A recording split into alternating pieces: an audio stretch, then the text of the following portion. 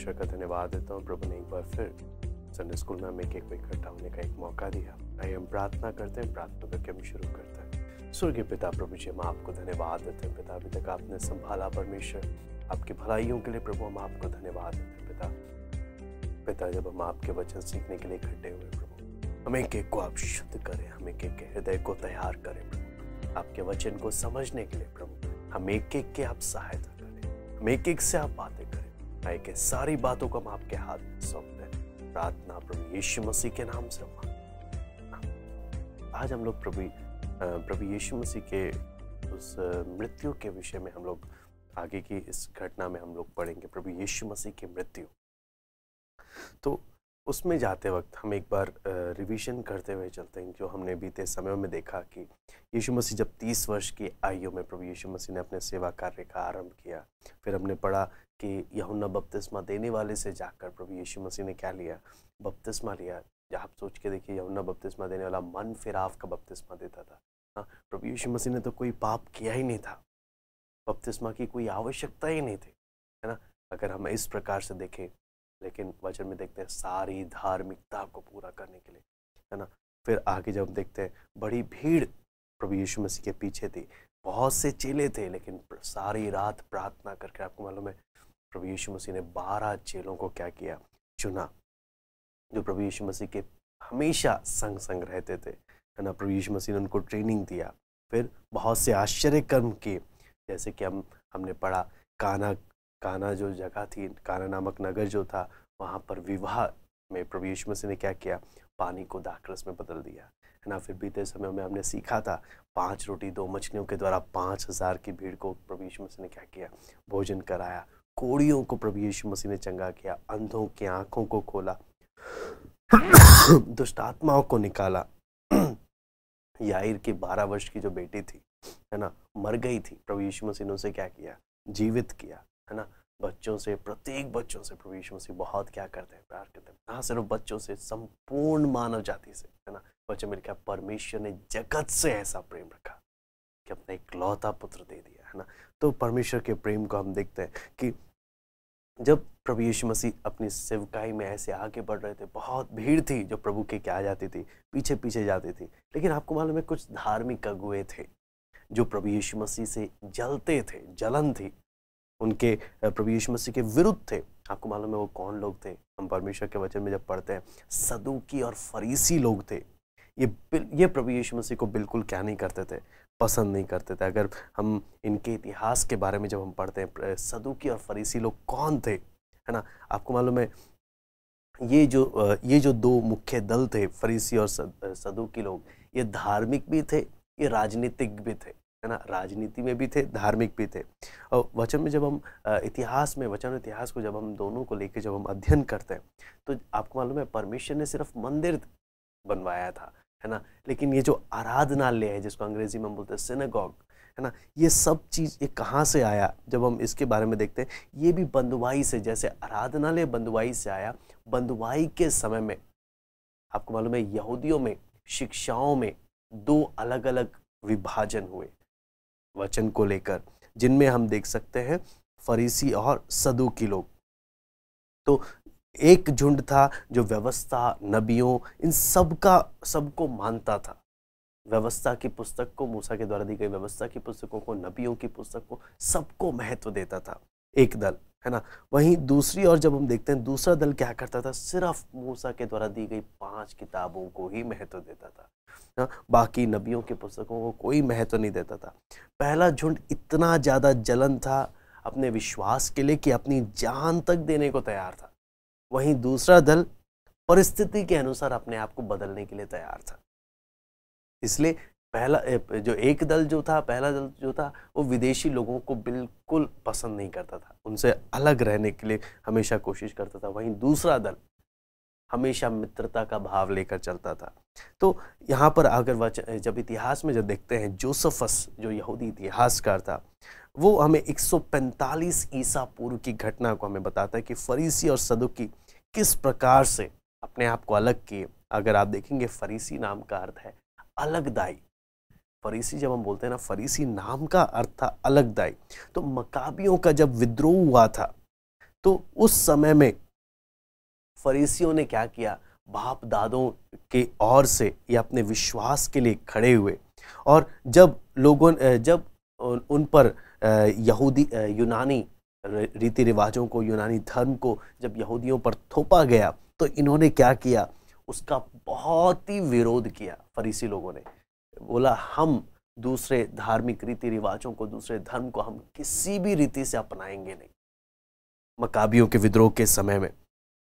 तो वो जब विश्वास के लिए जब इस प्रकार से खड़े हुए, तो इस कारण ये लोग लोगों में बहुत ही ज्यादा प्रसिद्ध हो गए कि देखो कितने अच्छे लोग हैं ये लोग, कितने अलगदाई के विषय में कितने स्ट्रिक्ट हैं ये लोग, हाँ, विश्वास के साथ समझौता नहीं करते हैं ये लोग, हाँ। तो आगे जब हम देखते हैं कि ये बहुत ही बड़ा एक समुदाय बन गया, तो प्रभु यीशु मसीह के समय में इन्होंने रोमियों का भी बड़ा विद्रोह किया कि रोमी लोगों को यहूदियों पर शासन करने नहीं दिया। तो इसलिए ना केवल ये व्यवस्था और नबियों को, बल्कि बाप दादाओं से चले हुए परंपराएं और व्यवस्था के अलग अलग अर्थ निकालना, ये सब भी इनमें शामिल थे। तो इसलिए ये बाहरी पवित्रता को बहुत ये लोग क्या करते थे, जोर देते थे। तो इसलिए इन लोगों को बाहर से ही लोग क्या बोलते थे, ये बड़े धार्मिक लोग हैं, बड़े पवित्र लोग हैं, हाँ? ऐसे करके लोग बोलते थे। लेकिन आपको मालूम है दिक्कत क्या हो गया इनके साथ, इतना नियम इन्होंने अपनी धार्मिक बातों में इतने नियम डाले कि इन्होंने नियम के चलते आत्मिकता को खो दिया। बाहर से तो बहुत कठोर नियम है, बहुत कठोर नियम है, लेकिन आत्मिकता को अपने जीवन से अंदर से खो दिया। वहीं दूसरी ओर जब हम सदूकी लोगों को देखते हैं, सदूकी का इब्रानी अर्थ जब हम देखते हैं, उसका अर्थ है धर्मी, है ना। इन लोगों के बारे में जब देखते हैं, ये लोग सिर्फ यहूदी स्तर को ही ध्यान नहीं देते थे, बल्कि इनका ये, अगर आप बोलेंगे तो ये फरीसियों के सारी बातों को नहीं मानते थे, ये फरीसियों का विरोध करते थे। हाँ, ये कम लोग थे, ज़्यादा लोग नहीं थे, कम लोग थे, लेकिन इनके झुंड में बहुत से लोग ऊंचे पद वाले थे, है ना, अधिकार पोजीशन थे, बहुत पैसा वाले थे। तो इसके कारण आपको मालूम है ये रोमी लोगों के साथ मिलकर काम करते थे, और जो भी इनके अधिकार के साथ खेलने का कोशिश करता था, इनके धन संपत्ति पर हमला करता था, ये उनका विरोध करते थे। इनको अपना पोजीशन, अपना धन बहुत प्यारा था। तो वचन के विषय में जब इनको देखते हैं, ये फरीसी लोग विश्वास करते थे चमत्कार जैसी चीज होती है, स्वर्गदूत होते हैं, मरे हुए में से जी उठना होता है, हाँ। तो ये सब चीज फरीसी लोग विश्वास करते थे, लेकिन ये सारी चीज सदूकी लोग मानते नहीं थे। सदूकी लोग बोलते थे स्वर्ग नरक कुछ है नहीं, हाँ, चमत्कार जैसी कोई चीज होती नहीं है, हाँ, मरे में से जी उठना होता ही नहीं है, स्वर्गदूत जैसी कोई चीज है नहीं। सदूकी लोग ये सब बातें नहीं मानते थे। तो इसलिए इन्होंने भी अपने जीवन में आत्मिकता को खो दिया। वहीं फरीसी लोग बाहरी पवित्रता और बहुत ही रीति रिवाजों को पालन करते थे, वहीं सदूकी लोग पैसे, अपने देश के आर्थिक अवस्था पर, राजनीति में अपनी सत्ता को बनाए रखने पर ध्यान देते थे। तो ये आपको मालूम है, लेकिन ये दोनों एक दूसरे के कट्टर विरोधी थे। लेकिन जब बात प्रभु यीशु मसीह की आती थी ना, ये दोनों एक साथ मिलकर प्रभु यीशु मसीह पर आक्रमण करते थे। जब प्रभु यीशु मसीह नहीं है, आपस में लड़ते रहते थे। आप प्रभु यीशु मसीह के आने से पहले भी आपस में लड़ते रहते थे, प्रभु यीशु मसीह के जाने के बाद भी आपस में लड़ते रहते थे।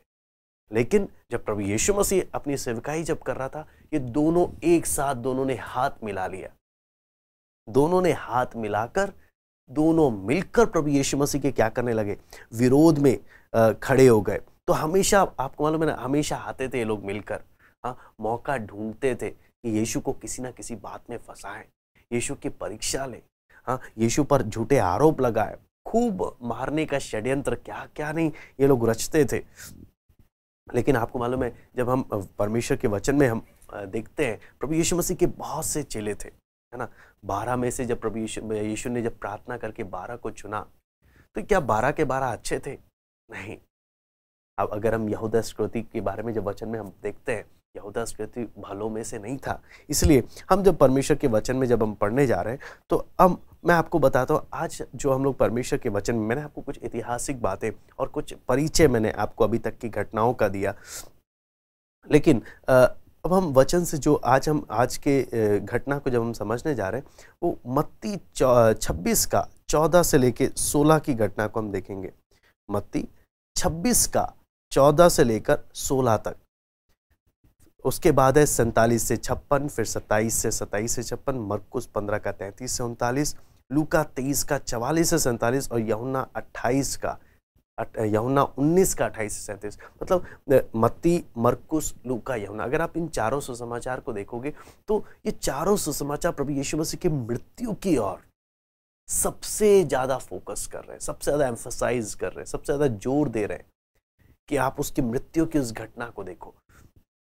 लेकिन हम लोग ये तीसरी क्लास है ये तो संडे स्कूल के, तो जितना हो सकता है हम उतनी बातों को हम खोलने का कोशिश करेंगे।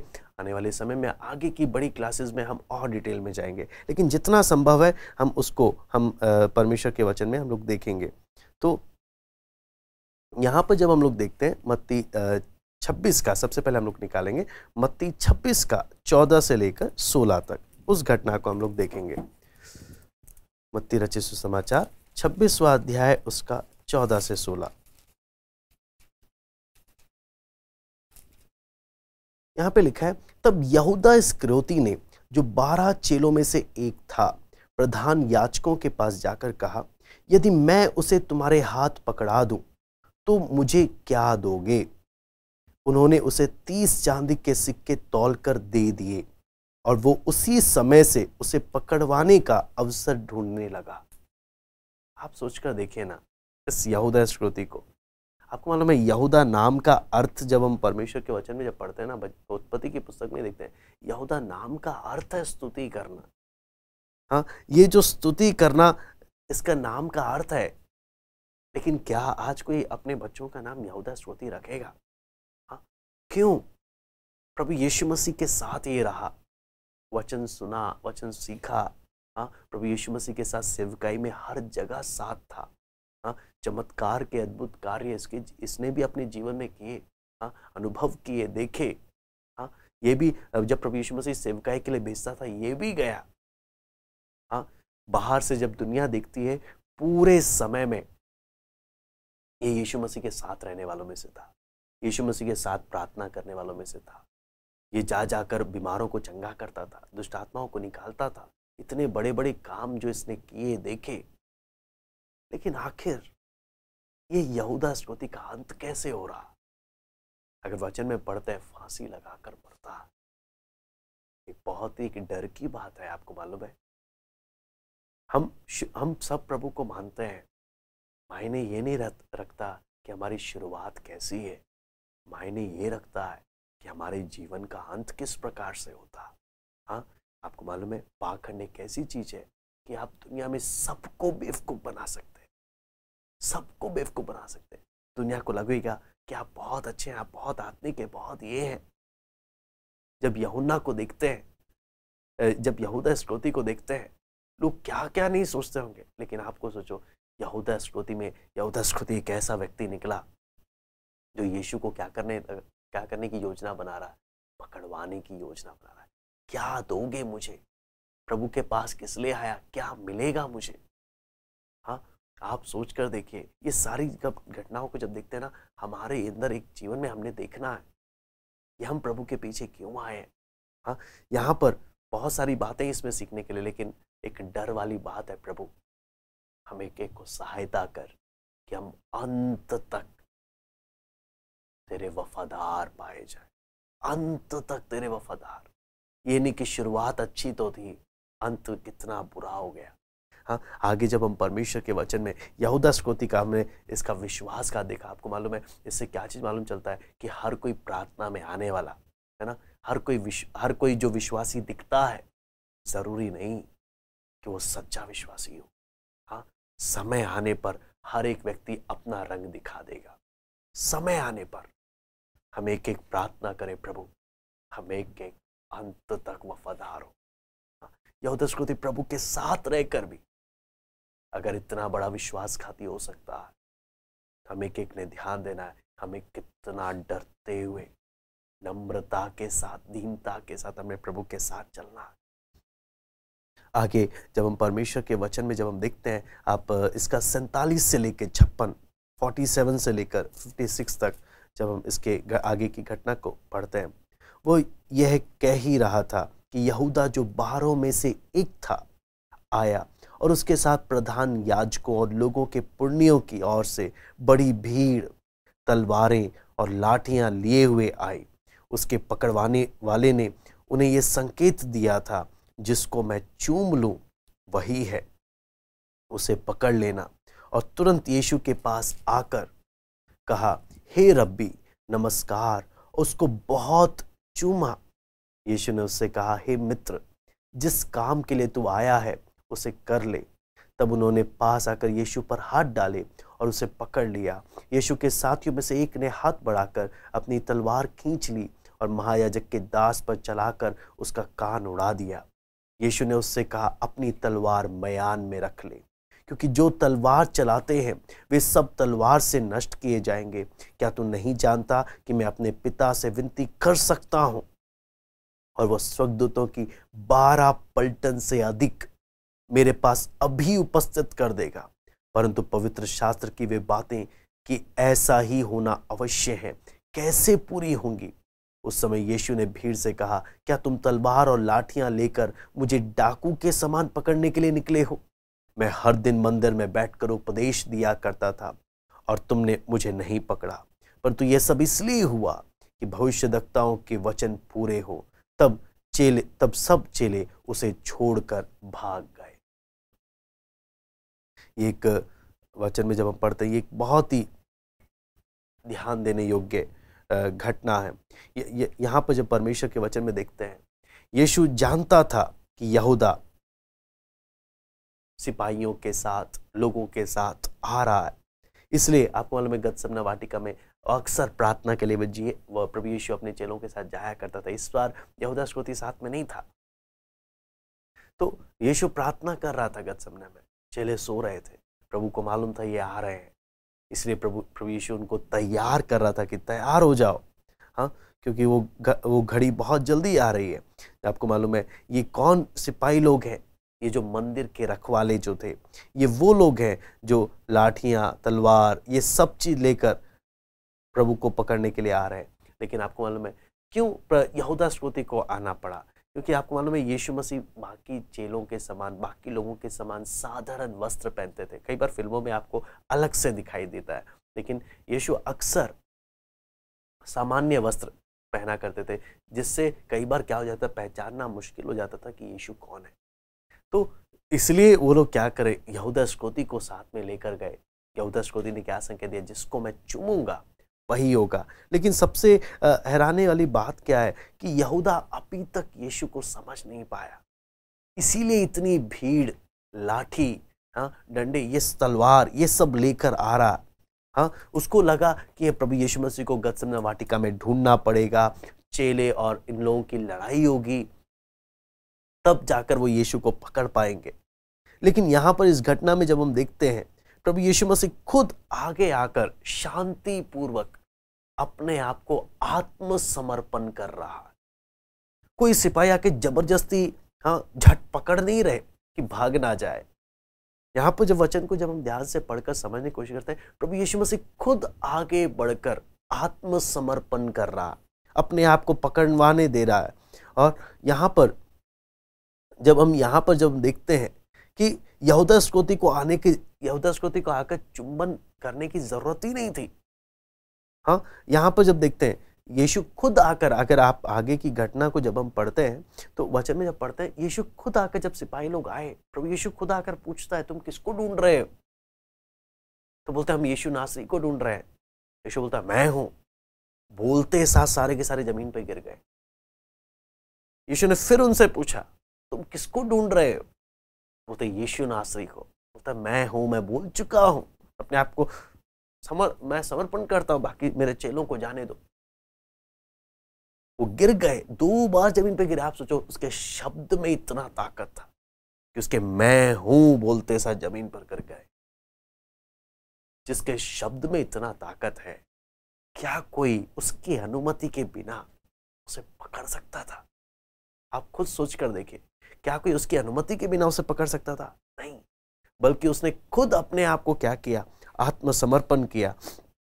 यहां पर हम देखते हैं कि यहूदा इस्करियोती किस प्रकार, कितने नीचे स्तर पर गिर गया कि उसको चूम कर, हाँ, क्या करवा रहा है? पकड़वा रहा है। जो यहूदा, जिसका नाम का अर्थ क्या था? स्तुति, जिसने प्रेम की भावना को प्रकट करने वाला चुंबन को अपना हथियार बनाया, एक गद्दारी के लिए प्रयोग किया। आप सोच कर देखिए, आपको मालूम है उस समय में एक परंपरा थी कि जो भी शिष्य हैं अपने गुरु के पास जब आते थे, चुंबन से अपनी भावना को, अपने आदर सम्मान को वो प्रकट करते थे, चुंबन कर कर। तो यहां पर जब देखते हैं यहूदा के चुंबन कोई अधीनता का, हाँ, अधीनता का या आदर का चुंबन नहीं था, बल्कि क्या था? ये एक गद्दारी का चुंबन था। हाँ, और जब ग्रीक यूनानी भाषा में जब इस शब्द को जब देखते हैं, वचन में लिखा है लगातार वो चुम रहा। हाँ, क्या है ये चुंबन? हाँ, एक गद्दारी का चुंबन। प्रभु यीशु मसीह इस समय यहूदा इस्करियोती को क्या बोल रहा? हे मित्र, तो जो करने आया ना, जल्दी कर ले। आपको मालूम चलेगा कोई आपको धोखा दे रहा, आपके साथ गद्दारी कर रहा, क्या आप उसको मित्र बुलाएंगे? कभी नहीं। यूनानी भाषा में जब इस शब्द के अर्थ को जब हम देखते हैं, यहूदा इस्करियोती लगातार जो चुंबन कर रहा, क्या चीज है? ये धोखाधड़ी जब कर रहा, इतनी धोखाधड़ी। यीशु क्या बोलता है? हे मित्र, जो करने आया जल्दी कर ले। हाँ, कितना आप सोच कर देखें ना, उस एक एक घटना को हम प्रार्थना पूर्वक समझने के देखें, प्रभु किस प्रकार से व्यवहार कर रहा। जब लोग जानबूझकर जब ऐसा कार्य कर रहे हैं। हाँ, आगे जब हम देखते हैं, ये वो घटना है जब चेले क्या बोल रहे होंगे? प्रभु, हाँ, क्या हम तलवार चलाएं? क्या हम हमला करें? या हमें पकड़ने के लिए आए हैं, या आपको पकड़ने के लिए आए हैं? प्रभु आज्ञा दे, अभी तलवार चलाते हैं। क्यों? कुछ समय पहले ही प्रभु ने क्या किया है? इनसे इस विषय में बात किया है। लूका रचित सुसमाचार जब 22वां अध्याय जब हम पढ़ते हैं, लूका रचित सुसमाचार 22वां अध्याय उसका 35 से 38 जब हम पढ़ते हैं, ऊपरी कोठरी में प्रभु जो चेलों से बात करता है, उसमें होता है, फिर उसने उनसे कहा, जब मैंने तुम्हें बटुए, झोली और जूते बिना भेजा था, तो क्या तुमको किसी वस्तु की घटी हुई थी? उन्होंने कहा, किसी वस्तु की नहीं। उसने उनसे कहा, परंतु अब जिसके पास बटुआ हो वो उसे ले, और वैसे ही झोली भी, और जिसके पास तलवार ना हो वह अपने कपड़े बेचकर मोल ले। क्योंकि मैं तुमसे कहता हूं कि ये जो लिखा है वह अपराधियों के साथ गिना गया, उसका मुझ में पूरा होना अवश्य है, क्योंकि मेरे विषय में लिखी बातें पूरी होने पर है। उन्होंने कहा, हे प्रभु, देख यहाँ 2 तलवारें हैं। उसने उनसे कहा, बहुत है। यहाँ पर आपको मालूम है, यीशु चेलों को एक विपरीत परिस्थितियों के लिए तैयार होने के लिए बोल रहा, विपरीत परिस्थितियों के लिए। लेकिन चेलों ने उसे ठीक से समझा नहीं प्रभु की बातों को। उन्होंने सोचा प्रभु ने बोला है, हाँ, कि ऐसी परिस्थिति आने वाली, जब प्रभु को पकड़ने के लिए आएंगे तब हमें तलवार का इस्तेमाल करना है, तब हमें लड़ना है। हाँ, तो आपको मालूम है इन्होंने क्या किया? वचन को, प्रभु की बातों को सही से समझा नहीं। और वहां पर वचन में जब देखते हैं, पतरस के बारे में जब देखते हैं, पतरस ने प्रभु जो वचन है उससे विवाद किया, उसका इनकार किया। हाँ, उसके वचन का उल्लंघन किया जब वो सो रहा था। और आगे देखते हैं, उस वचन के आगे बढ़कर, हाँ, यीशु के प्रति जलन तो थी कि मुझे प्रभु की मदद करनी है, इसलिए जाकर उसने मलकुस का कान क्या कर दिया? काट दिया। यहां पर हम देखते हैं प्रार्थना ना करने का एक नुकसान। इरादा तो अच्छा था कि मुझे प्रभु की मदद करनी है, लेकिन समझा नहीं प्रभु चाहता क्या था। इसीलिए प्रभु की इच्छा, प्रभु के कार्य में, प्रभु का कार्य करने के बजाय प्रभु के कार्य का एक रुकावट बन गया। ऐसे ही हम एक एक समझे, अगर हमें प्रार्थना जो करना है, अगर हम नहीं करते सही से, प्रार्थना के टाइम हम सो रहे हैं, तो इरादा अच्छा होगा हमें प्रभु की मदद करने का, प्रभु की सेवकाई करने का, लेकिन हम कार्य उल्टे ही कर बैठेंगे।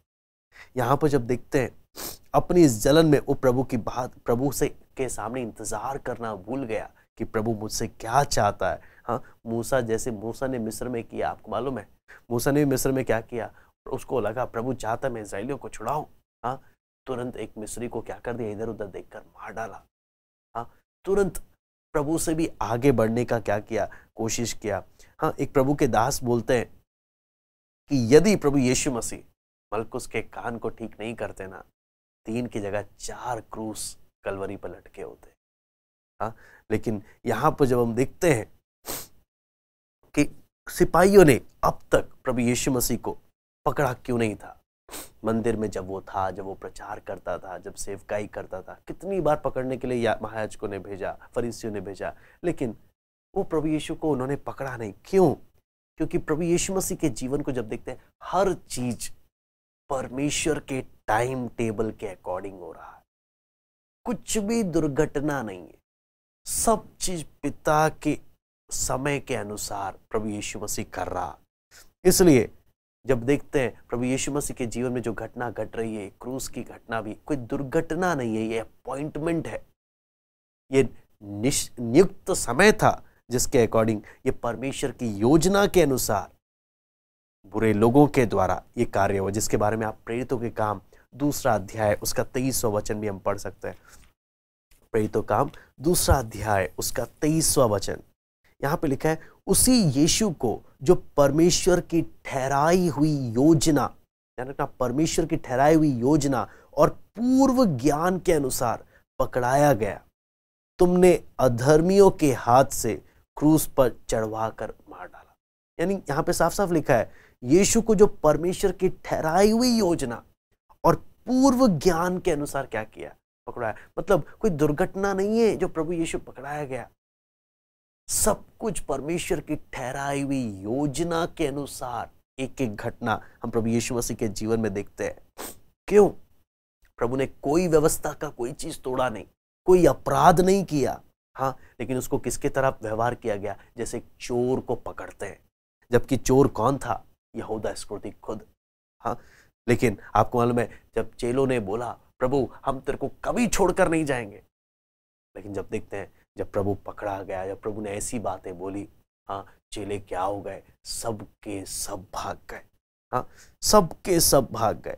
आपको मालूम है ना, यूहन्ना 16वां अध्याय उसका 32वां वचन हम पढ़ेंगे। यूहन्ना 16वां अध्याय उसका 32वां वचन, देखो वह घड़ी आती है, वरन आ पहुंची है कि तुम सब तितर बितर होकर अपना अपना मार्ग लोगे और मुझे अकेला छोड़ दोगे। तो भी मैं अकेला नहीं, क्योंकि पिता मेरे साथ है। आपको मालूम है प्रभु यीशु मसीह हमेशा से मानसिक रूप से, आत्मिक रूप से तैयार था। मुझे मालूम है सब मुझे एक दिन क्या कर देंगे, मुझे छोड़ देंगे, अपना अपना रास्ता ले लेंगे, तब भी पिता मेरे साथ है। अब देखें हम इस क्रूस की घटना के लिए प्रभु यीशु मसीह किस प्रकार तैयार होते हुए आगे बढ़ रहा है। यहां पर जब आगे वचन में देखते हैं, एक वो घड़ी भी आती है जब पिता भी प्रभु यीशु को अकेले छोड़ देता। बहुत ही एक मनन करने वाली बात है। हम एक एक ने फैसला लेना है। क्या फैसला लेना है? क्या मैं तलवार का इस्तेमाल करूंगा या मैं वो प्याला पीऊंगा जो मेरा पिता मुझे देना चाहता है? क्या मैं परमेश्वर की इच्छा का विरोध करूंगा या मैं परमेश्वर की इच्छा के लिए अपने आप को समर्पित करूंगा? प्रभु तेरी जो भी इच्छा है मैं उसे पूरी करने के लिए मैं अपने आप को समर्पित करता हूं, या मैं तलवार लेकर प्रभु की इच्छा का विरोध करूंगा। आपको मालूम है यह प्याला किस चीज को दिखाता है? परमेश्वर के क्रोध को, मेरे जीवन में आने वाले दुख को यह प्याला दिखाता है। लेकिन यह दुख जो अंत में महिमा का कारण बनेगा, हमें इस प्याले से डरने की जरूरत नहीं है जो पिता हमें देना चाहता, बल्कि हम एक एक ने समझना है ये प्याला हम एक एक के जीवन में परमेश्वर पिता ने मेरे पिता ने मेरे लिए क्या किया है, ये प्याला तैयार किया है अपने बुद्धि और प्रेम के द्वारा। ध्यान से समझना, अपने बुद्धि और प्रेम के द्वारा उसने उसको ऐसे बनाया है, उतना ही बनाया जितना कि मैं ले सकता हूं, मेरे सहने से बाहर नहीं, मेरे सहने से बाहर नहीं। इसलिए हम एक एक ने फैसला लेना है, जब भी मुझे प्रभु की इच्छा पता चलती है, क्या मैं बलवा करूंगा, तलवार उठाऊंगा, क्या पिता मैं इस प्याले को पीने के लिए तैयार हूं, मेरी नहीं तेरी इच्छा मेरे जीवन में पूरी हो। एक बहुत ही, आप बोलते हैं ना, इस वचन को जब हम एक एक वचन को जब रुक कर हम मनन करेंगे, हम एक एक से परमेश्वर जरूर बातें करेगा, हम एक एक से जरूर बातें करेगा। आगे जब हम देखते हैं मत्ती 27वां अध्याय उसका 27 से लेकर 56, जब हम देखते हैं मत्ती 27वां अध्याय उसका 27 से लेकर 56, इस घटना को भी जब हम लोग ध्यान से जब देखते हैं,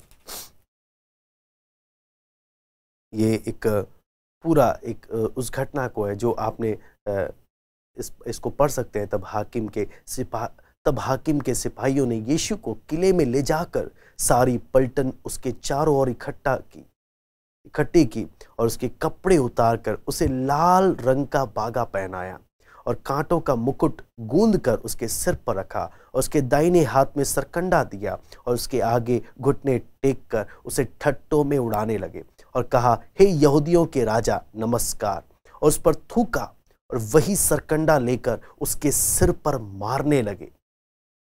जब वे उसका ठट्टा कर चुके तो वो बागा उस पर से उतार कर फिर उसी के कपड़े उसे पहनाए और क्रूस पर चढ़ाने के लिए ले चले। बाहर जाते हुए उन्हें शमौन नामक एक कुरेनी मनुष्य मिला। उन्होंने उसे बेगार में पकड़ा कि उसका क्रूस उठाकर ले चले।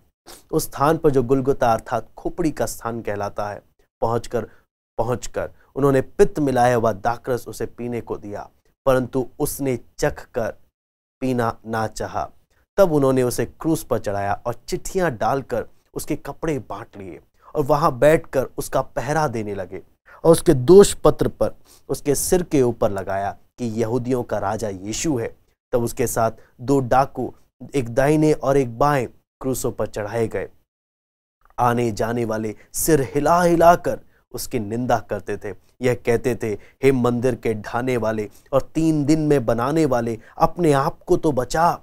यदि तू परमेश्वर का पुत्र है तो क्रूस पर से उतर आ। इसी रीति से प्रधान याजक भी शास्त्रियों और पुण्यों समेत ठट्ठा कर करके कहते थे, इसने औरों को बचाया और अपने आप को नहीं बचा सकता। यह तो इज़राइल का राजा है। अब क्रूस पर से उतर आए तो हम उस पर विश्वास करें। उसने परमेश्वर पर भरोसा रखा। यदि वो इसको चाहता है तो अब इसे छुड़ा ले, क्योंकि इसने कहा था, मैं परमेश्वर का पुत्र हूं। इसी प्रकार डाकू भी जो उसके साथ क्रूसों पर चढ़ाए गए थे उसकी निंदा करते थे। दोपहर से लेकर तीसरे पहर तक उस सारे देश में अंधेरा छाया रहा। तीसरे पहर के निकट यीशु ने बड़े शब्द से पुकार कर कहा, एली एली लमा शबक्तानी, अर्थात हे मेरे परमेश्वर तूने मुझे क्यों छोड़ दिया। जो वहां खड़े थे उनमें से कितनों ने यह सुनकर कहा, वो तो एलिया को पुकारता है। उनमें से एक तुरंत दौड़ा और स्पंज लेकर सिरके में डुबोया और सरकंडे पर रखकर उसे चुसाया और उन्हें कहा, रह जाओ, देखें एलिया उसे बचाने आता है कि नहीं।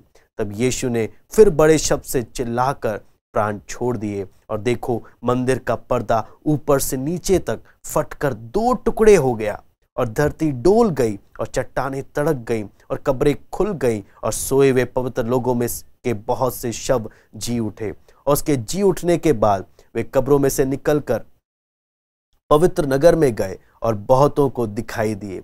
तब सूबेदार और जो उसके साथ यीशु का पहरा दे रहे थे, भूकंप और जो कुछ हुआ उसे देखकर अत्यंत डर गए और कहा, सचमुच ये परमेश्वर का पुत्र था। वहां बहुत सी स्त्रियां जो गलील से यीशु की सेवा करती हुई उसके साथ आई थी, दूर से ये देख रही थी। उनमें मरियम मगदलिनी और याकूब और योसेस की माता मरियम और जब्दी के पुत्रों की माता थी।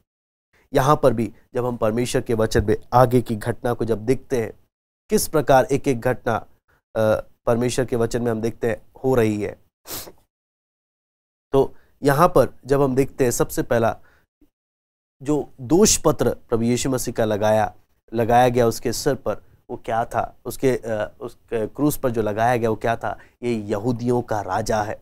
हाँ, सिपाहियों ने इस बात का फायदा उठाकर उसको क्या किया, एक राजा को कैसे दंडवत करते हैं, ऐसा उसका ठट्ठा करते हुए उसके साथ क्या कर रहे थे, दंडवत कर रहे थे। आप सोच कर देखिए कितनी क्रूरता के साथ उसके साथ व्यवहार कर रहे हैं, जबकि आप वचन में ध्यान से इस बात को समझना, ये निर्दोष है, इसने कोई गलती नहीं करी। आपको मालूम है, गलती करने पर जब सजा पड़े ना, तब ज्यादा दुख नहीं होता, लेकिन दुख आपको मालूम है बढ़ कब जाता है, जब मैंने कोई गलती नहीं करी, बिना बात पर मेरे साथ ऐसा किया जा रहा, तब दुख बढ़ जाता है, पीड़ा बढ़ जाती है। यहां पर हम देखते हैं कि ये किसके साथ क्रूरता इतनी कर रहे हैं, हाँ, जिसको ऑलरेडी इतनी बुरी तरह कोड़े बरसाए। यहां पर देखते हैं पिलातुस ने उन्हें ये सब करने से रोका नहीं। क्यों?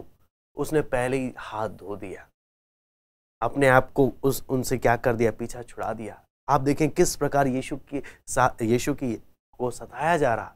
सबसे पहले देखते हैं सिपाहियों ने उसके वस्त्र उतार दिए, और उसको कौन सा, सिपाहियों का ही पुराना क्या बोलते हैं ना, घिसा पिटा वस्त्र पहना दिया। हाँ, आप सोचकर देखिए, शांति का राजकुमार के साथ ऐसा किया जा रहा है, शांति के राजकुमार के साथ इस प्रकार से किया जाता है।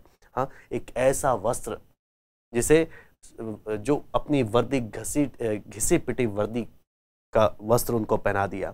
हाँ, मत्ती बोलता है लाल रंग का बागा है, वहीं मरकुस में जब पढ़ते हैं वो बोलता है बैंजनी रंग का है। लाल और बैंजनी बोलने का मतलब क्या है, घिसा पिटा बोलने का मतलब रंग उतर गया है, इसलिए लाल और बैंगनी का दिखता है ये देखने में। यहाँ पर जब हम परमेश्वर के वचन में देखते हैं किस प्रकार से उसके शरीर से खून ही खून आ रहा, और वस्त्र इस पर किस प्रकार से फेंका गया। राजा के सिर पर ताज होता है, मुकुट होता है, इन्होंने क्या किया, कांटों का ताज बनाकर उसके सिर में अच्छे से क्या किया, लगाया। हाँ, उसको क्या दिया, राजा के पास राजदंड होता है, उसको भी क्या पकड़ा दिया, उसको भी पकड़ा दिया, रीढ़ पकड़ा दी। और आगे जब देखते हैं उसके आगे क्या दंडवत करते, उसका मजाक उड़ा रहे, क्या, यहूदियों के राजा प्रणाम, और उसको खूब जितना उसका ठट्ठा उड़ा सकते थे, आप सोच कर देखना, उतना ठट्ठा उसका उड़ाया। हाँ, उन लोगों को ये नहीं मालूम था जो ठट्ठा उड़ा रहे हैं, ये वास्तव में राजाओं का राजा, प्रभुओं का प्रभु है, जिसका ये मजाक उड़ा रहे। राजाओं का राजा, प्रभुओं का प्रभु है। इसलिए यहां पर जब देखते हैं कि कोई भी, आपको मालूम है, कोई भी, किसी भी राज्य के लोग अपने राजा के साथ ऐसा दुर्व्यवहार नहीं करते। उन्होंने क्या किया, उसको मारा, थप्पड़ मारा होगा। हाँ, आगे जब देखते हैं उसको उसी लाठी से क्या भी किया होगा, मारा होगा। हाँ, आगे जब देखते हैं उसके आगे झुककर उसको जितना मार सकते थे उसी से उसको मारा, उसके साथ जितना उसके ऊपर थूका, यशाया 50:6 भी हम पढ़ सकते हैं।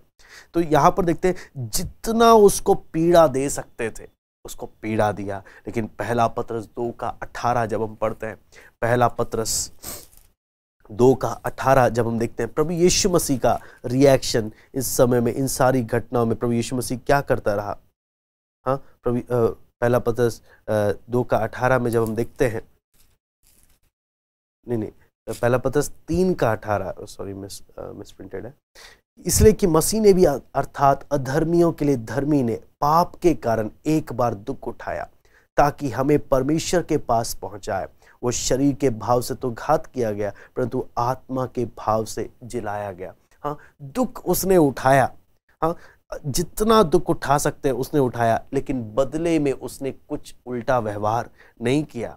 उसने जो अपने आप को ये जो सौंपा है, हाँ, अपने आप को जो समर्पित किया है, ये उसकी कमजोरी नहीं, ये उसकी ताकत है कि वो चुपचाप सह रहा है।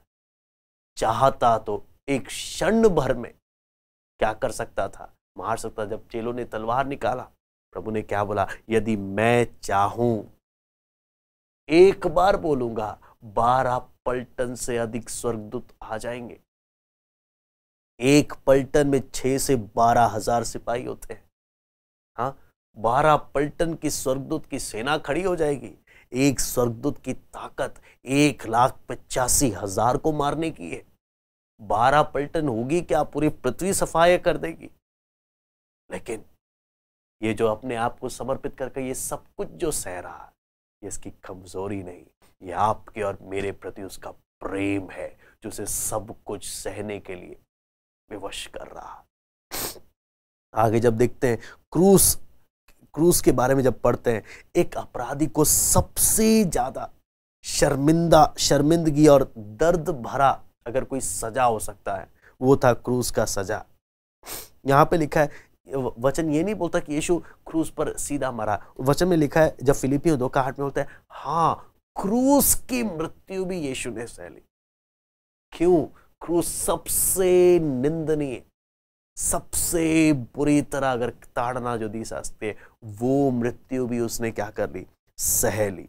वो क्रूस की मृत्यु भी उसने सह ली। यहां पर जब देखते हैं, रोमी नागरिक आम तौर पर कभी भी क्रूस पर चढ़ाए नहीं जाते थे। रोमी नागरिक को कभी नहीं, यहां तक कि आपको मालूम है समाज में क्रूस के विषय में बात भी नहीं करते थे। हाँ, तो इतना भयानक दंड जब यहां पर दिया जा रहा है। आपको मालूम है यीशु को शहर के अंदर बंद जगह पर सजा नहीं दी जा रही है। आपको वचन में जब पढ़ते हैं, शहर से बाहर ले जाकर उसको ये सजा दी जा रही है। हाँ, यहाँ पर इसलिए जरूरत था कि जो अपराधी है उसको अपना क्रूस खुद उठाना है, कम से कम उसका बीम उठाना है। हाँ, और उसके गले पर, इतिहास बोलता है, उस अपराधी के गले पर वो लिखा हुआ होता है कि एक पत्र लिखा हुआ रहता है, उसने जो अपराध किया है कर। हाँ, प्रभु यीशु मसीह का ने जो किया वो उसके क्रूस पर क्या कर रखा है, क्रूस पर वो दोष पत्र लगाया हुआ है। वो क्रूस पर दोष पत्र लगा के, जिसमें यहाँ पर लगा कर रखा हुआ था, हम देख सकते हैं। यहाँ पर जब हम ध्यान से देखते हैं प्रभु यीशु मसीह की स्थिति को, जब वचन में हम पढ़ते हैं, इतनी बुरी स्थिति थी कि वो अपना क्रूस उठाने योग्य नहीं था। हाँ, बार बार गिर रहा है, फिर भी उठाकर चल रहा है। क्यों? आप अगर यातना प्रभु यीशु मसीह के देखेंगे, सारी रात जागा रहा, सोया नहीं। जब से पकड़वाया गया तब से सोया नहीं है, तब से जागा हुआ है। फिर आगे देखते हैं, और उसको बुरी तरह 39 कोड़े मारे। अगर आप देख सकते हैं तो किस प्रकार से, आपको मालूम है कितने अलग अलग इन हथियारों का प्रयोग किया गया। शरीर को बुरी तरह फाड़ दिया गया, बुरी तरह फाड़ दिया गया, इतनी बुरी तरह मार खाया। हाँ, उसके बाद सिपाहियों ने जितना बेइज्जती करना, जितना मारना, जितनी निंदा करनी है, सब किया। और ये सब होने के बाद प्रभु यीशु मसीह का शरीर इतनी बुरी तरह टूटा हुआ है, इतनी बुरी हालत हो गई है कि वो क्रूस उठाने योग्य नहीं है। फिर भी यीशु ने क्या किया, अपना क्रूस उठाकर वो चल पड़ा। और वचन में जब देखते हैं, ये गोलगोता तक वहां पर पहुंचना है, तो गोलगोता तक जो उठाते हुए लेकर आ रहे हैं, तो यहां पर जब देखते हैं कि अब ऐसे प्रभु यीशु मसीह का टूटे हुए शरीर के द्वारा जल्दी से तो पहुंच नहीं पा रहे थे।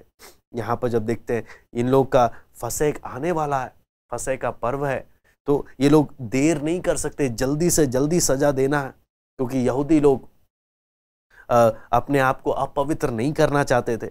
हाँ, अपराधियों के शरीर को लेकर, इसलिए वो जल्दी से जल्दी इस सब बातों में कंप्लीट काम को पूरा होने के लिए जोर दे रहे थे। वचन में जब देखते हैं, सिपाहियों ने क्या किया, सिपाहियों ने शिमोन कुरेनी को, जो आ रहा था, हाँ, फसह का पर्व मनाने के लिए जब दूर से आ रहा था, उसको पकड़ लिया। हाँ, वो जब यरूशलेम आ रहा था उसको पकड़ लिया उन्होंने, और क्या किया, उसको एक अज्ञात व्यक्ति का क्रूस उठाने के लिए विवश कर दिया। हाँ, उस बेचारे को नहीं मालूम ये यीशु है कौन। लेकिन आपको मालूम है, जब वो ऐसे करते हुए जब जा रहा था, मरकुस अपनी पत्री में बताता है कि वो अलेक्जेंडर और रूफुस का पिता था, जिसे बाद में कलीसिया के लोग बहुत अच्छे से इन लोगों को जानते थे। और जहां तक हम कह सकते हैं, ये जब प्रभु का क्रूस उठाते वक्त इसका जीवन भी क्या हो गया होगा, बदल गया होगा। इसका जीवन भी बदल गया, उसका पूरा परिवार विश्वास में आ गया होगा। हाँ, उस घटना को जब हम देखते हैं कि शिमोन यरूशलेम आ रहा था ताकि अपने लिए फसह का मेमना को बलि करे। आपको मालूम है, इसकी मुलाकात परमेश्वर के असली मेमने से हो गई, जो उस शिमोन कुरैनी के लिए भी अपनी जान देने के लिए जा रहा था, है ना। कितना आप देख सकते हैं, कितना हृदय छू देने वाली एक एक घटना को जब हम देखते हैं। हाँ, वहां पे एक रिवाज था कि क्रूस पर लटकाने से पहले या इतनी खतरनाक पीड़ा देने से पहले अपराधियों को, हाँ, वो क्या किया जाए, वो पित्त मिलाया हुआ दाखरस पिलाया जाए, जिसके द्वारा क्या हो, उनका दर्द कम हो, ज्यादा उनको पीड़ा ना हो। लेकिन आपको मालूम है, वचन में जब पढ़ते हैं, प्रभु ने उसको क्या किया, उसको मना कर दिया, उसको नकार दिया, मुझे नहीं चाहिए। हाँ, पूरा का पूरा दर्द सहने के लिए क्या हो गया, तैयार हो गया, ताकि परमेश्वर की इच्छा को अपने जीवन में पूरी कर सके। जो ताकि भजन संहिता 59 का 69 का 21 में, उसके में वचन में जो भविष्यवाणी लिखा है वो क्या हो सके, पूरा हो सके। और मालूम है, ये एक परंपरा थी। सिपाही लोग क्या करते थे, अपराधी के सारे संपत्तियों को क्या करते थे, आपस में लूट लेते थे। ये भी भजन संहिता का भविष्यवाणी क्या हो रहा है, पूरा हो रहा है। भजन संहिता 22 का 18 में, हाँ, वो प्रभु के कपड़ों पर क्या डाल रहे थे, चिट्ठी डाल रहे थे, है ना। यूहन्ना 19 का 23 से 25 में हम लोग पढ़ते हैं, और बैठ के वहां पे लिखा है पहरा दे रहे थे। प्रभु यीशु वहां पर रुककर पहरा दे रहे थे। क्यों? सबको मालूम था प्रभु यीशु मसीह चमत्कार करने वालों में से है। हाँ, तो और कोई भी नहीं जानता यीशु मसीह कितने इसके अनुयायी हैं, कितने शिष्य हैं इसके, और जरूर कोई ना कोई आकर, हाँ, ये लोग जरूर कोशिश करेंगे प्रभु को क्या करने के लिए, क्रूस से छुड़ाने के लिए, इस क्रूस से बचाने के लिए। और यहाँ तक उनको मालूम था कि यीशु के चेलों में एक तो शिमोन जेलोतस भी है। हाँ, ये जेलोतेस एक ऐसा ग्रुप था जो रोमी हुकूमत का सीधा बलवा करता था, हाँ, सीधा आक्रमण करता था। तो ये सब बातें सोच सोच कर ये लोग क्या कर रहे हैं, पहरा दे रहे हैं कि कुछ होना नहीं चाहिए। लेकिन आपको मालूम है, वचन जब हम देखते हैं, सब कुछ जब पढ़ते हैं, पिलातुस ने क्या लिखवा के दोष पत्र में डाल दिया, ये यहूदियों का राजा है। आपको मालूम है, सारे फरीसी और अधिकारी लोगों ने बोला ऐसा मत लिखो, हाँ, ऐसा लिखो कि उसने कहा था। ना, पिलातुस ने बोला ना, जो मैंने कह दिया, जो मैंने लिख दिया सो लिख दिया।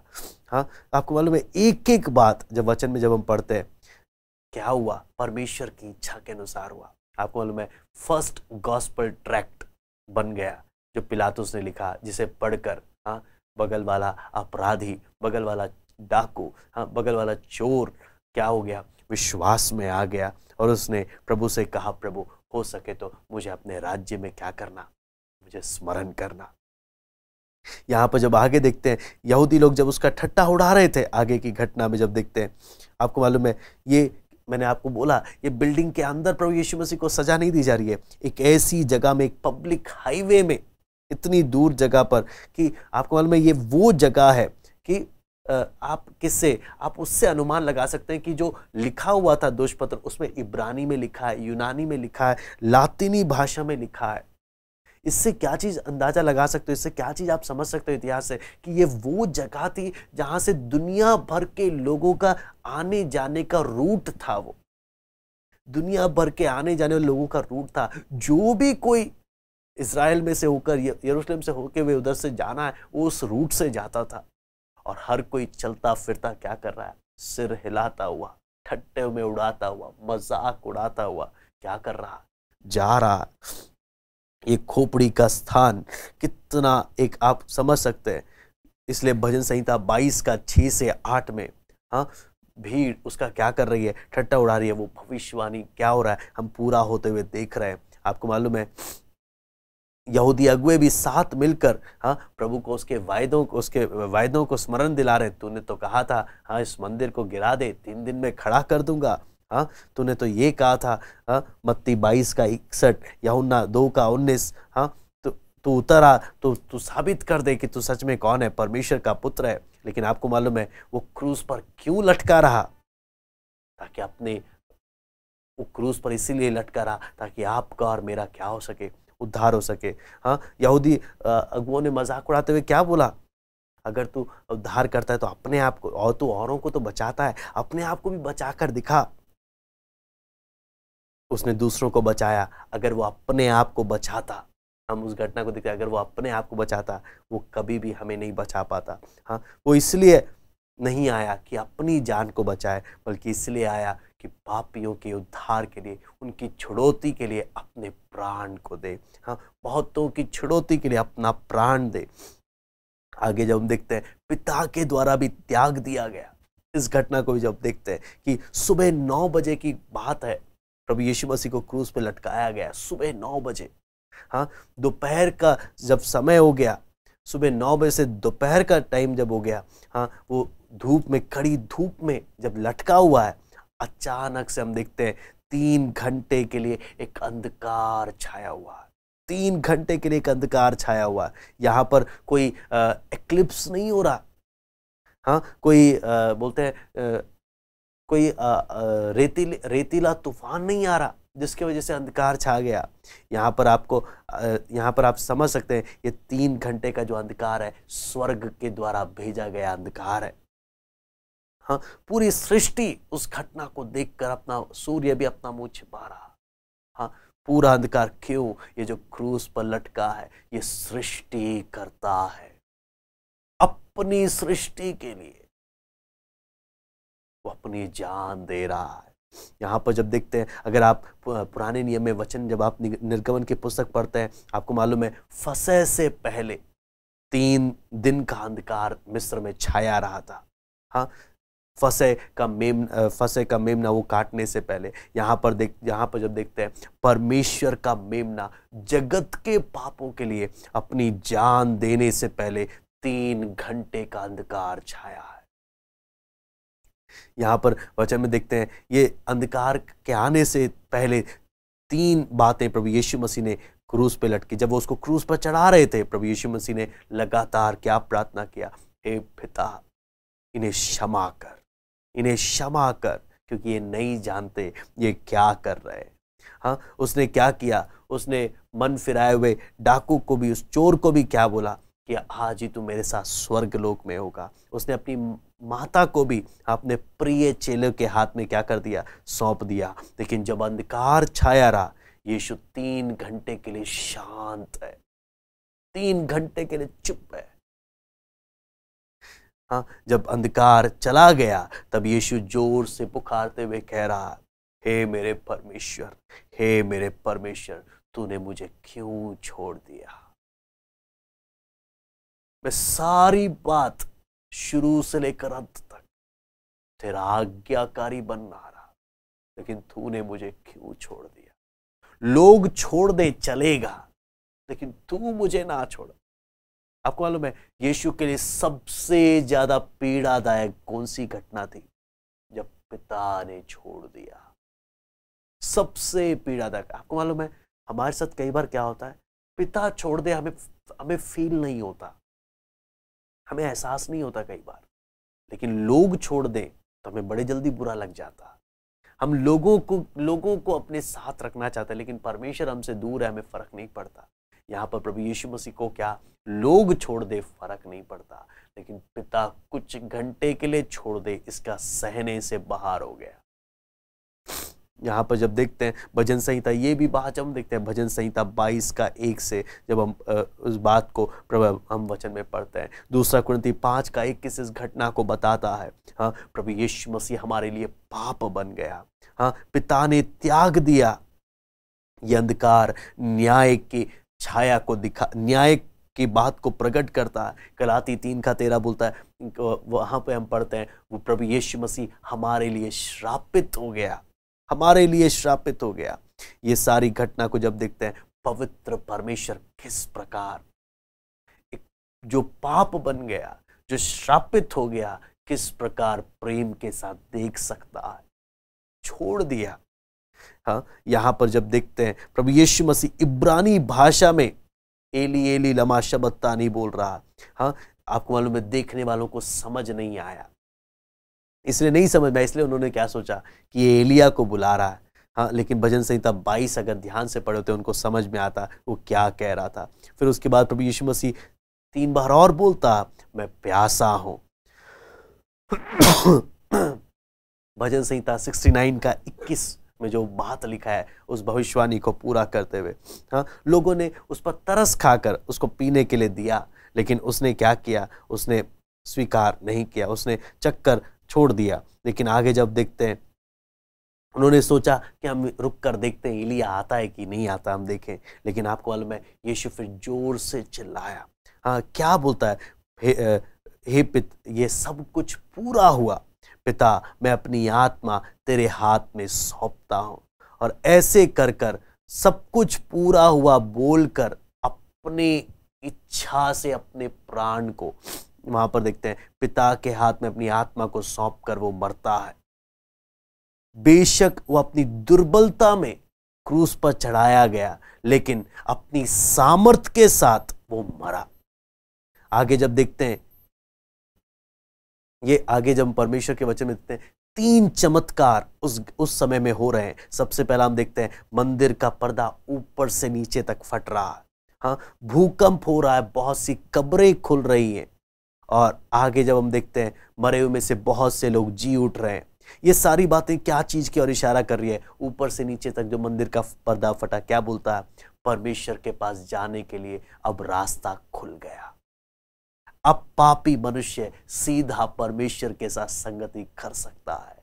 क्यों? प्रभु यीशु मसीह के बलिदान के द्वारा यीशु ने वो कार्य पूरा कर दिया। ये बड़ा भूकंप जो हुआ, वो क्या चीज दिखाता है? सीनै पर्वत पर जब परमेश्वर ने व्यवस्था मूसा के द्वारा दी थी, ये कलवरी पर जो भूकंप आ रहा है, ये क्या बता रहा है? व्यवस्था की मांग को प्रभु यीशु मसीह ने पूरा कर दिया, हाँ, उसके श्राप को पूरा कर दिया। और ध्यान देखते हैं, मरे हुए जी उठने का, पुनरुत्थान का क्या चीज बताता है? उसने मौत को पराजित कर दिया। हाँ, आगे जब देखते हैं, ये सारी घटनाओं के द्वारा आपको मालूम है, वहां पे खड़े लोग, सूबेदार, जब ये सब घटनाओं को देखता है, वो क्या बोलता है? सचमुच ये परमेश्वर का पुत्र था। हाँ, यहाँ पर ये सारे लोगों का मन खुल गया। यहाँ पर जब आगे जब देखते हैं, तो ये क्रूस पर जो प्रभु यीशु मसीह जब लटका था, एक ही चेला वहां पर था, यूहन्ना, जो इस घटना को देख रहा है। लेकिन हम वचन में जब पढ़ते हैं, बहुत सी स्त्रियां थी जो प्रभु यीशु मसीह के साथ सेवकाई में उसके साथ थी। हाँ, 3 का नाम हम वचन में पढ़ते हैं। मरियम मगदलीनी, जिसको प्रभु यीशु ने 7 दुष्ट आत्माओं से छुटकारा दिया था। फिर मरियम, याकूब योसेस की माता, हाँ, जो पुनरुत्थान के समय में भी सुबह के समय थी। फिर सलोमी, हाँ, याकूब और यूहन्ना की माता। तो यहाँ पर सब देख रहे हैं प्रभु यीशु मसीह को क्रूस पे लटका हुआ, क्या क्या घटना उस समय में घट रही है। हाँ, ये सारी बातों से हमने देखा, मत्ती रचित सुसमाचार में 27 से 56 में हमने देखा किस प्रकार से एक एक घटना घट रही है। अगर आप मरकुस 15 का 33 से 39 भी जब देखेंगे, जब मत्ती में इतना लिखा है, मरकुस में इसके बारे में क्यों फिर से लिखा गया है? यहाँ पर देखते हैं कुछ फर्क हम मरकुस रचित सुसमाचार में हम देखते हैं, हल्का सा फर्क हम मरकुस 15वां अध्याय उसका 33 से 39 में हम देखते हैं। यहाँ पे लिखा है, दोपहर होने पर सारे देश में अंधियारा छा गया, तीसरे पहर तक रहा। ये तीसरे पहर में यीशु ने बड़े शब्द से पुकार कर कहा, इलोई इलोई लमा शबक्तनी, जिसका अर्थ ये है, हे मेरे परमेश्वर, हे मेरे परमेश्वर, तूने मुझे क्यों छोड़ दिया। जो पास खड़े थे उनमें से कुछ ने ये सुनकर कहा, देखो वह एलिया को पुकारता है। और एक ने दौड़कर स्पंज को सिरके में डुबोया और सरकंडे पर रखकर उसको चुसाया और कहा, ठहर जाओ और देखें एलिया उसे उतारने के लिए आता है कि नहीं। तब यीशु ने बड़े शब्द से चिल्लाकर प्राण छोड़ दिए और मंदिर का पर्दा ऊपर से नीचे तक फटकर 2 टुकड़े हो गया। जो सूबेदार उसके सामने खड़ा था, जब उसे यूं चिल्लाकर प्राण छोड़ते हुए देखा, तो उसने कहा, सचमुच ये मनुष्य परमेश्वर का पुत्र था। यहाँ पर ये सारी घटनाओं से हमें क्या चीज मालूम चलता? दोपहर को जो अंधकार जो छाया रहा है ना, ये हमने इसके बारे में हमने पढ़ा, क्या ये किस चीज को दिखाता है? परमेश्वर के, ये यहाँ पर जब देखते हैं, परमेश्वर जरूर इस्राएल लोगों से इस विषय में बात कर रहा था कि स्मरण करो, हाँ, जब तुम मिस्र में थे, किस प्रकार पहला फसह के टाइम में अंधकार छाया रहा था 3 दिन के लिए। हाँ, अंतिम विपत्ति जो पहलोटे की मृत्यु के आने से पहले, हाँ, 3 दिन का अंधकार छाया रहा। जब हम कलवरी पर जब हम अंधकार को 3 घंटे के लिए देख रहे हैं, परमेश्वर का पहलौठा, परमेश्वर का प्रिय पुत्र, परमेश्वर का मेमना दुनिया के पाप के लिए अपनी जान दे रहा। ये घोषणा है, हे मनुष्यों तैयार हो जाओ क्योंकि न्याय आ रहा है। 9वें घंटे जब हम देखते हैं, यीशु ने 7 बातें जो क्रूस से कही, 3 अंधकार आने से पहले कही, हे पिता इन्हें क्षमा कर क्योंकि ये नहीं जानते क्या कर रहे हैं। फिर चोर से जो उसने बोला तू आज मेरे साथ परदोष में होगा, और अपनी माता से बोला कि हे स्त्री देखिए तेरा पुत्र, और अपने प्रिय चेले को बोला देखिए तेरी माता है। जब दाखरस आई, अंधकार जब छाया रहा, तब वचन में जब हम देखते हैं किस प्रकार से एक एक घटना को पूरा हो रहा है। प्रभु यीशु मसीह की वेदना के द्वारा प्रभु यीशु मसीह ने भजन संहिता 22 का 1 के अनुसार बोला, हे मेरे परमेश्वर तूने मुझे क्यों छोड़ दिया। हाँ, उस अंधकार में जो अंधकार जो न्याय को दिखाता है, उस समय प्रभु ने अनुभव किया पिता ने क्या कर रखा है, त्याग दिया है। हाँ, बहुत से लोग इस बात को जब देखते हैं वो लोग समझ नहीं पाए कि उन्हें लगा एलिया को वो पुकार रहा है, जबकि हम देखते हैं वचन में जब हम देखते हैं प्रभु के दास बोलते हैं कि ये अंधकार ना केवल पूरे देश में फैल गया, बल्कि ये अंधकार लोगों के मन और हृदय में भी आ गया। मन और हृदय भी अंधकार से भरे हुए थे। हाँ, जब यीशु ने कहा मैं प्यासा हूं, तब उसको क्या देने लगे, सिरका देने लगे। उसके बाद प्रभु ने 2 और बातें कही, हाँ सब कुछ पूरा हुआ, पिता मैं अपनी आत्मा तेरे हाथ में सौंपता हूँ। इन सारी घटनाओं से हमें क्या चीज मालूम चलता है, मरकुस में जब पढ़ते हैं, यीशु का मर्डर नहीं हुआ, उसने अपनी इच्छा से अपने प्राण दे दिए।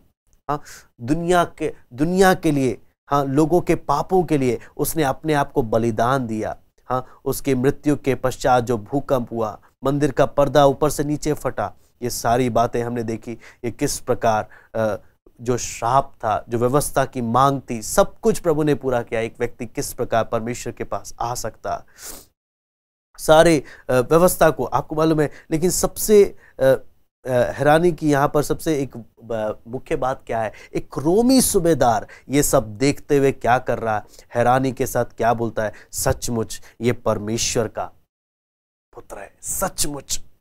आगे जब हम देखते हैं लूका रचित सुसमाचार में इसी घटना को जब देखते हैं, लूका 23 का 44 से 47, लूका 23 का 44 से 47, यहां पे लिखा है, लगभग 2 पहर से तीसरे पहर तक सारे देश में अंधियारा छाया रहा और सूर्य का उजाला जाता रहा और मंदिर का पर्दा बीच से फट गया। यीशु ने बड़े शब्द से पुकार कर कहा, हे पिता मैं अपनी आत्मा तेरे हाथ में सौंपता हूं, और यह कहकर प्राण छोड़ दिए। सूबेदार ने जो कुछ हुआ था देखकर परमेश्वर की बड़ाई की और कहा, निश्चय यह मनुष्य धर्मी था। आप देखना इन तीनों में फर्क है। मैं क्यों इन अलग अलग सुसमाचार से पढ़ रहे हैं, इनमें फर्क है। ये एक जैसी बात बिल्कुल नहीं बोल रहे, इन सब में फर्क है। इसलिए हम सब ने उस बात को समझना है। यहां पर जब देखते हैं कि ये जो क्रूस पर जो प्रभु यीशु मसीह का किया गया जो बलिदान है, जो कार्य है, ये अनंत काल का ट्रांजैक्शन बोल सकते हैं हम, अनंत काल का कीमत अदा करना है। यहाँ पर वो शहीदों की तरह नहीं मरा, बल्कि यहाँ पर क्या उसने हमें के लिए, शायद 53 इस बात को बोलता है कि वो अपने पापों के लिए नहीं बल्कि हमारे पापों के लिए उसने अपने आप को बलिदान किया। 3 घंटे का अंधकार हमने देखा परमेश्वर के द्वारा भेजा गया था। यहाँ पर आगे जब हम देखते हैं परमेश्वर के वचन में, ये यहाँ पर प्रभु यीशु मसीह किस प्रकार से सब कुछ पूरा हुआ, एक एक बात को जब हम परमेश्वर के वचन में देखते हैं। हाँ, पिता मैं अपनी आत्मा तेरे हाथ में सौंपता हूँ। मैं उन मेन बातों की और इस लूका में भी हम लोग देख रहे हैं। आपको मालूम है उस समय में एक रिवाज था कि यहूदी बच्चे लोगों का एक सोते समय का एक प्रार्थना था। अगर हम इस घटना को देखें, यहूदी बच्चे हर समय सोते वक्त प्रार्थना करते थे, प्रभु हम अपनी आत्मा तेरे हाथ में सौंपते हैं। लेकिन यहाँ पर देखते हैं प्रभु यीशु मसीह अपने जान देते वक्त अपनी आत्मा पिता के हाथ में सौंप रहा है, एक आश्वासन के साथ। हाँ, मंदिर का पर्दा ऊपर से नीचे फट गया, उस घटना को हमने देखा। और ये मंदिर की आवश्यकता अब फिर नहीं है, मंदिर याजकों बलिदान, क्यों, प्रभु ने सारा कार्य पूरा कर दिया। हाँ, ये सारी घटनाओं के द्वारा प्रभु ने क्या किया, लोगों के द्वारा उनको इस बात के बारे में प्रकट किया, असली फसह का मेमना यही था। असली फसह का मेमना, अगर आप देखेंगे दोनों का टाइम बिल्कुल सेम है। जिस समय फसह का मेमना को काटा जाता है, वो जिस समय प्रभु अपना प्राण दे रहा है, दोनों का टाइम बिल्कुल सेम है। आगे जब हम यूहन्ना 19 का 28 से 37 में हम आते हैं, जो कि आखिरी है, इसके बाद हम समाप्त करेंगे। यूहन्ना 19 का 28 से 37, इस घटना को भी जब हम देखते हैं, इसके बाद यीशु ने यह जानकर कि अब सब कुछ पूरा हो चुका है, इसलिए कि पवित्र शास्त्र में जो कहा गया वह पूरा हो, कहा मैं प्यासा हूं। वहां सिरके से भरा हुआ एक बर्तन रखा था, अतः उन्होंने सिरके में भिगोए हुए स्पंज को जूफे पर रखकर उसके मुंह से लगाया। जब यीशु ने सिरका लिया तो कहा पूरा हुआ, सिर झुकाकर अपना प्राण त्याग दिया। आप देखेंगे बहुत डिफरेंस है, इसलिए मैं आपको सबको लेकर मैं एक एक बातें आपके सामने रख रहा हूं, इसलिए कि वो तैयारी का दिन था। यहूदियों ने पिलातुस से विनती की कि उनकी टांगें तोड़ दी जाएं और वे उतारे जाएं, ताकि सब्त के दिन क्रूसों पर ना रहे, क्योंकि वह सब्त का दिन बड़ा दिन था। अतः सैनिकों ने आकर उस मनुष्य में से पहले की टांगें तोड़ी, तब दूसरे की भी, जो उसके साथ क्रूसों पर चढ़ाए गए थे। परंतु जब यीशु के पास आकर देखा कि वो मर चुका है, तो उसकी टांगें ना तोड़ी। परंतु सैनिकों में से एक ने बर्छे से उसका पंजर बेधा और उसमें से तुरंत लहू और पानी निकला। जिसने यह देखा उसने गवाही दी, और उनकी गवाही सच्ची है, और वह जानता है कि वो सच कहता है, कि तुम भी विश्वास करो। ये बातें इसलिए हुई कि पवित्र शास्त्र में जो कहा गया वो पूरा हो, उसकी कोई हड्डी तोड़ी ना जाएगी। फिर एक और स्थान पर यह लिखा, जिसे उन्होंने भेदा है उस पर दृष्टि करेंगे। यहां पर जब हम परमेश्वर के वचन में अगली घटना को जब हम देखते हैं, तो प्रभु यीशु मसीह का, तो यहाँ पर हमें क्या क्या बातें दिखते हैं। प्रभु यीशु मसीह किस प्रकार पिता की आज्ञा को पूरा करते हुए उन्होंने क्या किया, क्रूस पर अपना जान दिया। प्यासा हूँ, उस घटना को भी देखा। प्यासा हूँ जब बोल रहा है प्रभु, आत्मिक और शारीरिक दोनों रूप को दिखाता है। हाँ, 3 घंटे तक 3 घंटे का अंधकार छाया रहा, परमेश्वर से अलग हुआ। अगर आप अंधकार को, प्यास को और परमेश्वर से अलग, तीनों को अगर कंबाइन कर देंगे ना, तो एक नरक का चित्र हम उसको समझ सकते हैं। यहां पर जब देखते हैं सिपाहियों को तरस आया, उन्होंने क्या किया, सिरका प्रभु को देने की कोशिश करी। और यहां पर जब हम देखते हैं ये प्रभु यीशु मसीह इतने ऊंचे पर भी नहीं थे, इतने ऊंचा भी नहीं लटकाया गया कि पहुंचना मुश्किल था। 3 से 4 फुट ऊपर की हाइट सिर्फ थी, जिसको बड़े आसानी से दिया जा सकता था।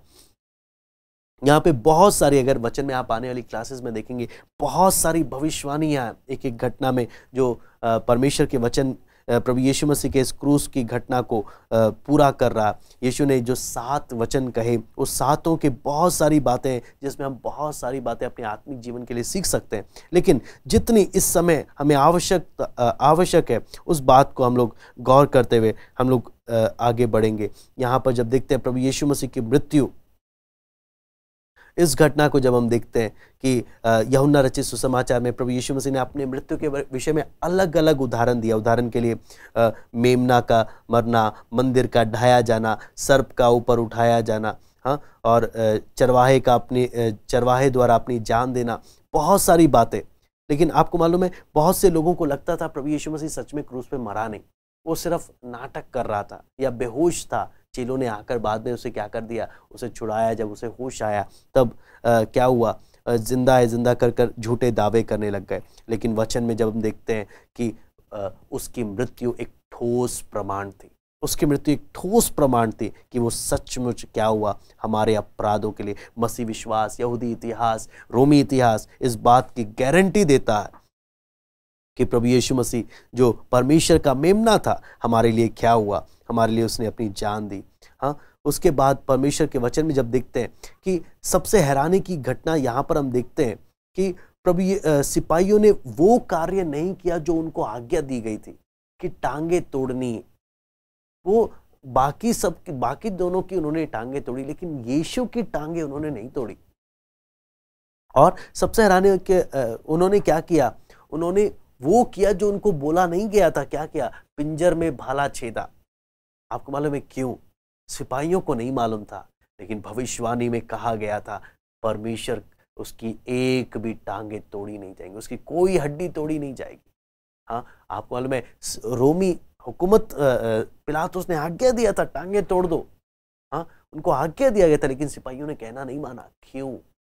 उनको ये नहीं मालूम था हम परमेश्वर का वचन पूरा कर रहे हैं, लेकिन परमेश्वर उनके द्वारा अपने कार्य को पूरा कर रहा है ना। कितनी जगहों में एक एक घटनाओं को हम देखते हैं, क्योंकि वचन में लिखा है फसह के मेमने की कोई भी हड्डियां तोड़ी नहीं जानी है।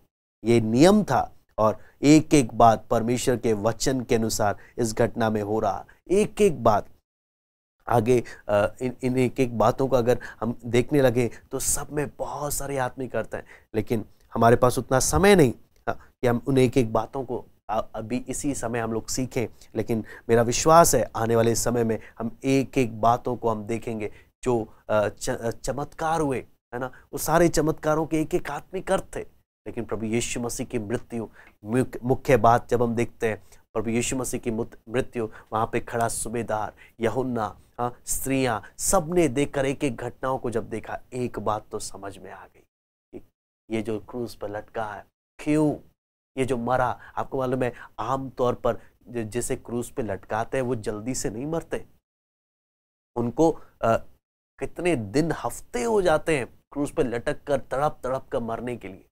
ये प्रभु यीशु जल्दी कैसे मर गया? कार्य पूरा हुआ, अपने प्राण सौंप दिए। मुझे अपनी जान लेने का भी अधिकार है, देने का भी अधिकार है। कोई मुझसे क्या नहीं कर सकता, छीन नहीं सकता, है ना। ये बात सुन के इसलिए पिलातुस हैरान, इतने जल्दी कैसे मर गया। हाँ, रोमी सिपाहियों ने कहना नहीं माना, टांगे तोड़नी थी, भाला छेदा। एक एक बात क्यों? ऊपर जो परमेश्वर सिंहासन पर बैठा है उसकी अनुमति के बिना कुछ नहीं होने वाला। चाहे वो परमेश्वर का मानने वाला हो या ना मानने वाला हो, करेगा तो वो अपनी मर्जी, हर एक इच्छा उसकी पूरी होगी। लेकिन वो क्रूस पर क्यों लटका? जिसके शब्द में इतनी ताकत थी। आपके और मुझसे प्रेम करने के कारण, आपके और मेरे लिए उसने इतना अपमान सहा, इतनी यातनाएं सही, इतना सब कुछ सहा। क्यों? जब भी उस दृश्य को सोचते हैं, हे प्रभु कलवरी पर तूने दुख क्यों सह लिया, मुझे पापी में प्रभु तूने क्या देखा था। हम उसके प्रेम को याद करें। आइए हम प्रार्थना करते हैं। स्वर्गीय पिता प्रभु जी, हम धन्यवाद देते हैं प्रभु आपके इस महान प्रेम के लिए, जो आपने हमारे लिए इतना बड़ा बलिदान, हमारे स्थान पर आपने हमारी जो दंड हम पर पड़ना था, जो सजा हम पर पड़नी थी प्रभु, सब कुछ आपने अपने ऊपर ले लिया, सब कुछ आपने अपने ऊपर ले लिया प्रभु। आपके इस महान प्रेम के लिए प्रभु धन्यवाद देते हैं, धन्यवाद देते हैं प्रभु। हम एक एक से आप बातें करें प्रभु, हम एक एक से बातें करें प्रभु। धन्यवाद देते हैं पिता आज की संगति के लिए प्रभु, वचनों को मनन करने के लिए प्रभु, समझने के लिए पिता आप सहायता करें। सारा आदर महिमा केवल हम आपको देते हैं। ये प्रार्थना प्रभु यीशु मसीह के नाम से, प्रभु आप सबको आशीष दें।